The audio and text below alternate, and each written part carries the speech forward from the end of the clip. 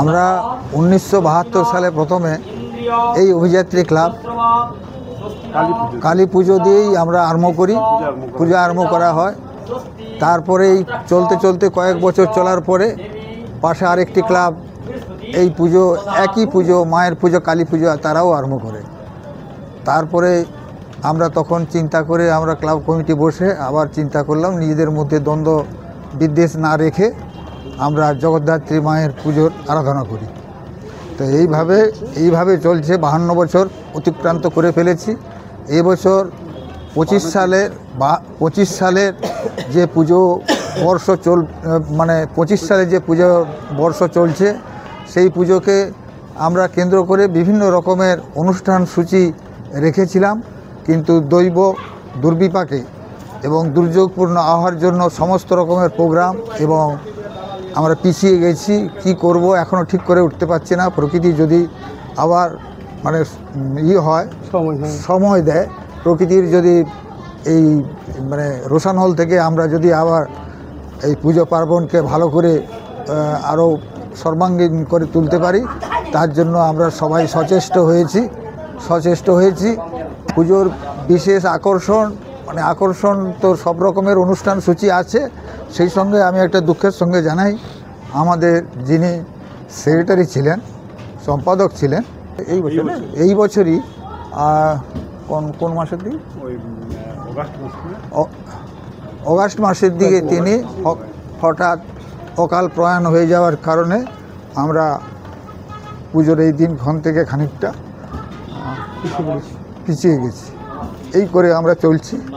তো প্রকৃতি আবার যদি পরিষ্কার পরিচ্ছন্ন হয়, তখন আমরা এই পুজোকে আরও সুন্দর এবং সর্বাঙ্গীন করে তুলব।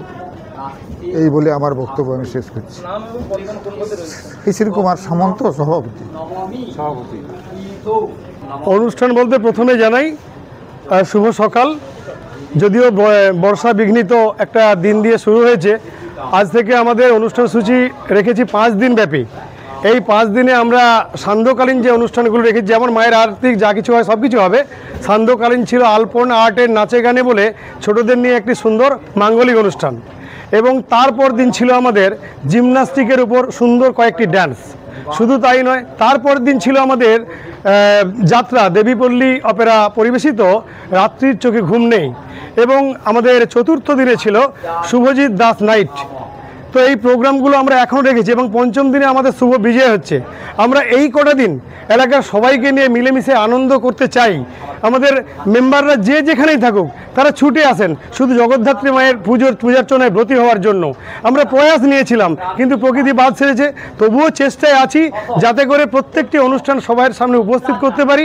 আর সেই সঙ্গে আমাদের সদস্যদের আমরা যেমন এখানে সবাইকে রেখেছি, এলাকার সকল গুণীমুগ্ধ মানুষ, শুভানুধ্যায়ী, হৃদাকাঙ্ক্ষী মানুষ, সকল শ্রেণীর মানুষকে আমরা আমাদের পূজায় আহ্বান করি, আমন্ত্রণ করি। পূজার কটা দিন আসুন, সবাইয়ের সম্মিলিত প্রচেষ্টায়, ঐকান্তিক সুন্দর সহযোগিতায় এই অনুষ্ঠানগুলি পরপর সর্বাঙ্গীন সুন্দর হয়ে উঠুক, সার্থক সুন্দর হয়ে উঠুক, এইটুকু চাইছি।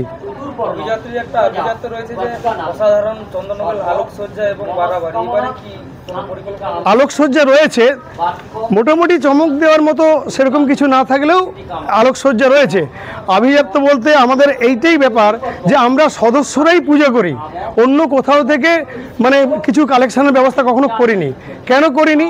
আমাদের এই যে ক্লাবটি খুব ছোট থেকে, দাদা বললেন স্বর্গত হয়েছেন ক্লাবের সম্পাদক মদন মোহন দাস, তার যে সুন্দর সংসারটিকে গুছিয়ে দিয়ে তিনি বিদায় নিয়েছেন।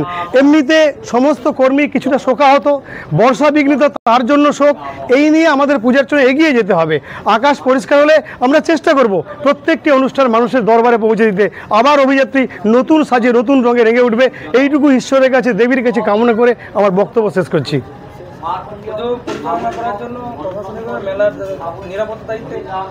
মেলার দায়িত্বে প্রশাসন থেকে আমাদের কয়েকজনের নাম পাঠানো হয়েছে, যারা পুরো রক্ষণাবেক্ষণ করবে এবং প্রশাসন সর্বতোভাবে আমাদের সহযোগিতা করবে।